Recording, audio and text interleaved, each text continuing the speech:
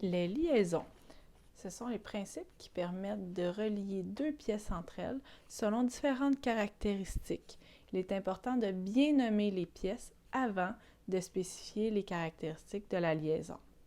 Dans le cas de M. Patate, la porte arrière est une liaison directe puisqu'il n'y a pas d'organe de liaison, démontable puisqu'on peut l'enlever, rigide étant donné que les éléments assemblés ne peuvent pas changer de position et finalement partielle parce qu'on peut ouvrir et fermer la porte. Concernant la pompe à savon par rapport à son contenant transparent, tout d'abord c'est indirect puisqu'il y a la partie blanche que l'on doit visser sur la boîte pour que l'on puisse le faire tenir. C'est démontable puisqu'on peut l'enlever. C'est élastique étant donné qu'il y a un organe de liaison à l'intérieur, un ressort qui permet de bouger et de ramener la pompe à son état initial. Et c'est partiel puisque la pompe peut bouger individuellement par rapport au contenant transparent.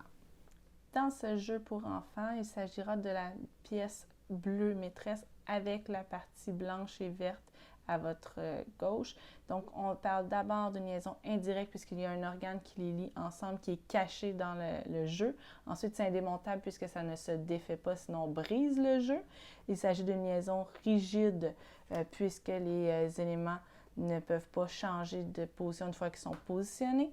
Et c'est partiel parce qu'on voit très bien le bras qui bouge, qui fait un mouvement de rotation pour pouvoir entraîner un déplacement de l'autre pièce, verte au milieu.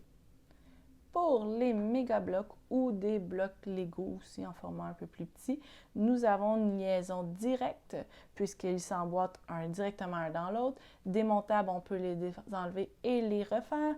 Liaison rigide parce qu'une fois qu'ils sont positionnés, ils ne peuvent pas changer de position. Et finalement, complète, car ils ne peuvent pas bouger un par rapport à l'autre. Dans cette deuxième situation de Lego, on voit que c'est une liaison directe encore, démontable, rigide, mais cette fois-ci partielle, étant donné que les deux pièces peuvent bouger une par rapport à l'autre. Donc, c'est une petite particularité de certaines pièces Lego en fonction de comment ils s'emboîtent une par rapport à l'autre.